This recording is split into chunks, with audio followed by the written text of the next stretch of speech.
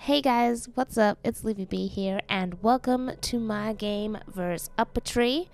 On the ladder, I've decided to include this game as it's not your standard ZVT opening, but I still think this opening is quite viable in ZVT. It's opening up aggressive. This build is called the 14-14, meaning you get 14 gas, 14 pool. You make 3 sets of lings, and you do have the option to transition to macro or turn it into an all-in. My usual playstyle against Terran is pretty greedy. I usually like to get to that late game, go for the Broodlords, tech up, take map control, spread creep, go up to like 10,000 bases, and take cost-efficient engagements. But against UpATree, he does play more of an aggressive mid-game style, where if I don't get to Broodlords quick enough, or I don't make enough units in the mid-game, or if I get supply blocked literally at all, I just die to a marine tank timing.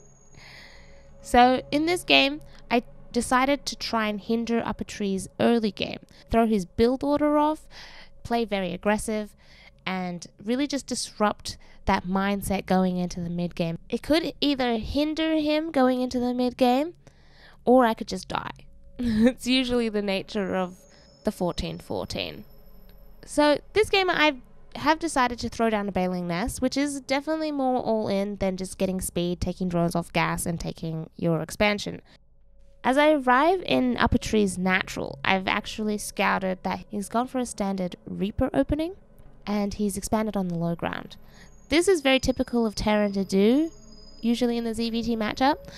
As a Zerg player, my main objective is to either get into the main base and try to pick off SCVs straight away, or get a cancel at the very least on that low ground CC. Getting a Baneling Nest with this build opens the possibility to end the game early. It's an all-in type situation. You make the Banelings, you blow up the wall at the top of the ramp, you run in with the Speedlings, and you do crazy amounts of damage to the economy if they're not prepared for it. So rocking up to UpATree's natural, I target down that CC on the low ground, I manage to get the cancel off, and I start morphing them Banelings. I morph about 6 Banelings. You only really need 5 to blow up a supply depot or an add-on, but it's better to be safe than sorry. Getting an extra Baneling or 2 allows for that difference in the repair. He does have a bunker in preparation for this, which is actually really good for UpATree, but I run right by the bunker and I go for the mineral line. I pick off a SCV straight away, but he actually pulls all his SCVs and he's got 1 Reaper and 1 Marine to try and clean up the rest of the Speedlings. My reinforcement Zerglings though, they do arrive and I continue to do economic damage by running into the mineral line. He pulls all the SCVs off the line to deal with it, and UpATree, I think he's actually going to hold this. At this point, I'm thinking I should probably start to drone. Because UpATree, he's going to keep trying to rebuild his wall. More bunkers, more repair, more supply depots. He's going to fortify the top of that ramp, and he's going to stabilize. So I've got one last hurrah in store for UpATree. I morph one more group of Banelings and another group of Speedlings, and as soon as those reinforcement Speedlings arrive to the party, we're gonna dance. I move my Overlord in position as well, the high ground, just because I want to see what he's got to defend against this. I see that he actually does have quite a few Hellions out on the map now, and Hellions do actually really, really well against Speedlings. My Banelings connect with the wall, and I even blow up the bunker with it. A very, very nice Baneling hit off on a group of his units. He had the Marines, the Reaper, the SCVs, and even the Hellions took damage from those Banelings. It was actually the best outcome I could have asked for. He does have 2 CCs, so mules are a problem. Mules are pretty good, which means he's definitely not out just yet. However, behind this push, I have been making a couple of drones, so I am going to be transitioning. I felt like I did do enough damage for my all-in to become not all-in anymore. It's like the transition for me from all-in to macro is viable now because I got those final SCV hits.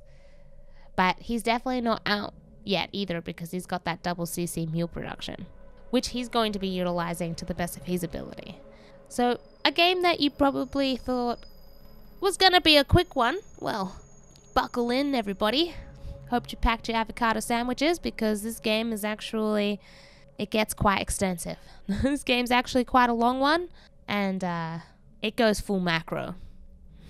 So doing that push on UpATree does disrupt his build order, which means he can't be as greedy as he otherwise would have liked. He doesn't have all the tech he probably would have liked at this stage in the game, which works in my benefit because the marine tank push on this map is just so frustrating to deal with, where you got those rocks at the third base where the tanks just like to siege behind in a very nice protected defensive position, while the marines just poke forth and pick off your third hatchery. The 14-14 has delayed all of that, which is really nice for me, because I don't want to deal. I just don't want to deal with that this game, you guys. I did throw down a defensive roach warren because I knew with that push, I scouted he was going to go for the Hellions. So knowing that he's got Hellions out on the map and will probably keep producing them, I've got to throw down the roach warren, because you do have that potential follow-up of Hellbat all-ins, Blue Flame Hellion run-bys, or just a mass amount of Hellion harass. So roach warren deals with that very nicely. UpATree does do a little bit of a Hellion counterattack. He runs 5 Hellions into my natural mineral line. I try and pull as many drones off the line as possible to try and save them before the Hellions roast them like a little drone barbecue. I do manage to save a couple, but I did take a couple of drone losses, which is not that great. I do have roaches out on the map now though, so this does shut down that future Hellion harass quite nicely, and UpATree has to be more careful with his Hellions so he doesn't lose them to my roaches. I do scout when he takes his natural expansion as well, with that little Zergling stopping that CC from landing. A cheeky little Zergling stopping that CC from landing. Knowing that he is going to take his natural now, I do want to take my third base, get my economy up and going, fully saturate all my bases, and really prevent all the Hellion run-bys. He tries to do a follow-up Hellion run-bys into my natural. My natural's now fully saturated, and the roaches and the queens shut down that follow-up Hellion harass, which is really nice for me going into this mid-game. I want to make additional queens as well, because I want to get my creep spread going. My creep spread is a little bit lacking at this point in the game. I normally would have a lot more creep spread connecting all my bases and extending midway into the map by now, but the 14-14 opening has set me back a little bit. It is designed to set my opponent back, but also sets my own tech, creep spread, and economy back as well. So I really want to get all of that stuff going into the mid game. UpATree is doing a really good job on the harass. He actually throws 2 banshees into my third base and starts chipping away at the hatchery.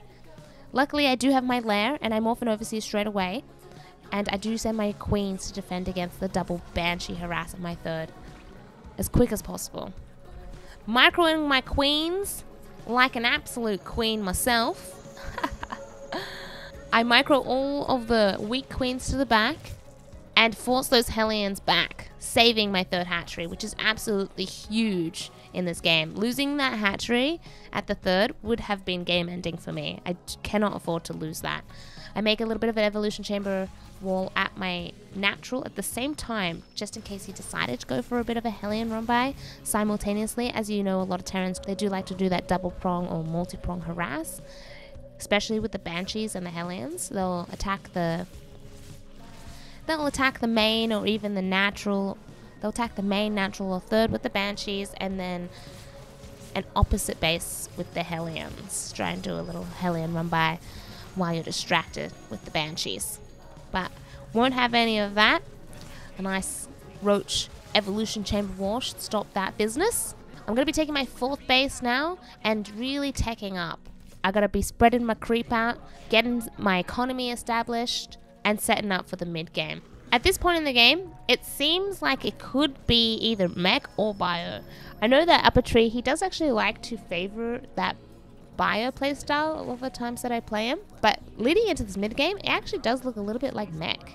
So I'm gonna have to send some changelings out on the map, spread my creep out, really just be prepared for this up and coming follow-up attack, which you know is coming.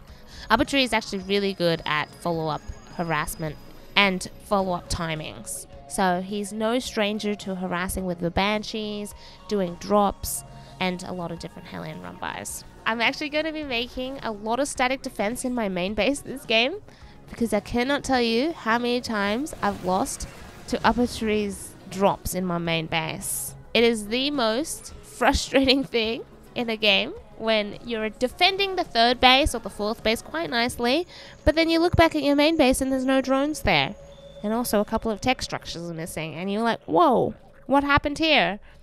Alright, so going into this mid-game, a very strong objective of mine is to have map control. I want to definitely be spreading my creep very actively and making sure that I have full awareness of my mini-map, of when incoming drops going to happen, his unit composition, and where he's going to be attacking. UpATree is actually trying to deny my creep spread as well, and this in itself is a little bit of scouting for me, because I actually get to note he's gone for that bio transition into the mid to late game. By having the Medivac drop clear out my creep spread, it's like I get to scout what unit composition he's going for without sacrificing an Overseer, an Overlord, or any scouting Zerglings. So creep spread, it's basically like free scouting, which is why I just absolutely love Zerg. Best race. If you guys are thinking about which race to play in StarCraft, Zerg's the best. So I'm making sure that I have good static defense at my bases. I'm saturating my mineral lines. I'm getting my upgrades. I've got a good mid-game unit composition as well. I'm not going to be skipping out on any of the tech that I need mid-game.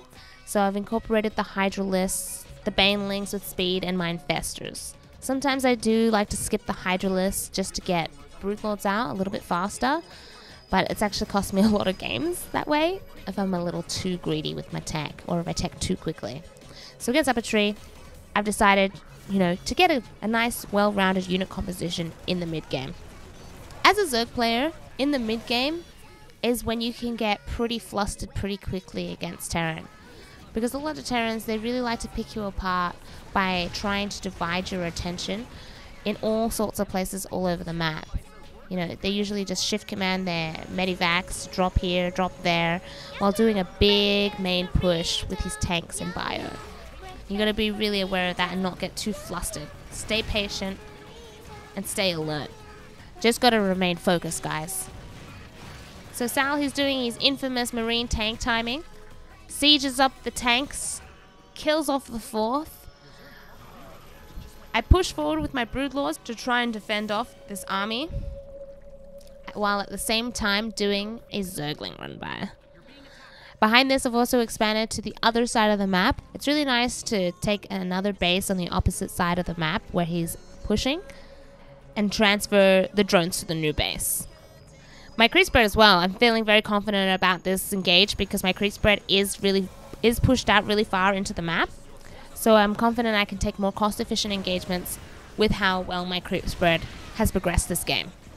So I'm just poking with some Broodlords, picking off the siege tanks, make sure I'm not losing any really expensive units like my Infestors, or him picking off Broodlords from the sides with like Vikings or a bunch of bio that stims forward. After losing my fourth base, I've decided to do a counter push. Broodlord tech has just kicked in, and I think it caught him a little bit by surprise because he doesn't really have any ghosts or Vikings out on the map to deal with the Broodlords just yet. So I felt like this was a really good window of opportunity to push forth and do a lot of damage to his economy, if not end the game. And my creep spread being pushed forth into the middle of the map as far as it is, I feel quite confident that this push is going to do quite well. I push forward with my Broodlords, I cover my Broodlords with my ground army and my Infestors. I've got to make sure that if he decides to stim forth with all his Marines and bio, that I can land a nice juicy fungal without losing too many of my Broodlords. Or any, ideally. While I'm pushing forward with this slow Zerg death ball, he does try and do, which is actually the correct play as a Terran player, because your Zerg opponent has a really slow Zerg army. It is the most perfect opportune time to do economic damage when the Zerg is out of position. So you'll see UpATree is picking off my fourth base again, making sure I don't get that economy back up. A couple of Infestors popped out defensively, and I try and get a couple of juicy fungals off. But the Banelings roll in and they clean up the rest of the army, saving that hatchery, which is really nice. He does get a couple of Vikings out, and I back up my Broodlords a bit, just back onto creep, as it is actually way easier to defend on creep than it is just on the edge of creep, where your broodlords are still quite vulnerable. I transfuse the heck out of this hatchery to save its life. The hatchery has been saved. I don't have too much economy, but I saved the hatcheries, which is actually the biggest game-saving moment for me. I'm taking another expansion at the top. I'm spotting drops, and my creep spread is still quite strong in this game. I don't have the bank to remax the army, so I've got to be very careful of not losing any of my expensive units. I told you guys, this game is a doozy. Did you expect from the 14-14 banelings in the mineral line, almost game-ending moments, to go this far? Like, this game is an absolute macro game at this point. We're both tier 3. We're both absolutely struggling to take map control and take our bases, and I'm only just by the skin of my teeth saving my hatcheries from falling to these multi-pronged bio drops. I'm replanting my creep because UpATree is actually being very diligent about denying some creep tumors here and there. But I get a really good juicy fungal off of a double medivac bio drop on the edge of my creep. This is a really lucky catch for me, and UpATree's got to be hurting for that one. So now going into this very late game scenario, it's all about the unit positioning and defending off really pesky, frustrating medivac drops that keep trying to harass and deny my economy. Because if I can get an established economy with good static defense and really just deny all the medivac drops that UpATree tries to throw at me, then I'll have the bank to be able to remax the army that I need to finish the game off. So good units in the late game to defend the bio drops is the Ling Baneling. Ling Baneling, they feels like the quickest units on the map. And if you can get those Ling Banelings to maximum upgrades, 3/3 Zerglings with adrenal glands, it does a great job at defending off these bio drops. Incorporate a couple of Banelings into that unit composition and your money. So my mission now in this late game CVT is to find a perfect window of opportunity and weakness in his defense to take a cost-efficient engagement and finish the game. I poke with the broodlords, but then I make sure it's only a poke. If I commit too heavily with the broodlords, the Vikings will come in and they'll pick off a couple of broodlords, and that's really cost inefficient for you. You want to try and keep the broodlords alive. Poking with the broodlords, it forces the Vikings to try and push forth, and then if you sit your infestors underneath the broodlords, then you have an opportunity to get a juicy fungal off in a nice clump of Vikings.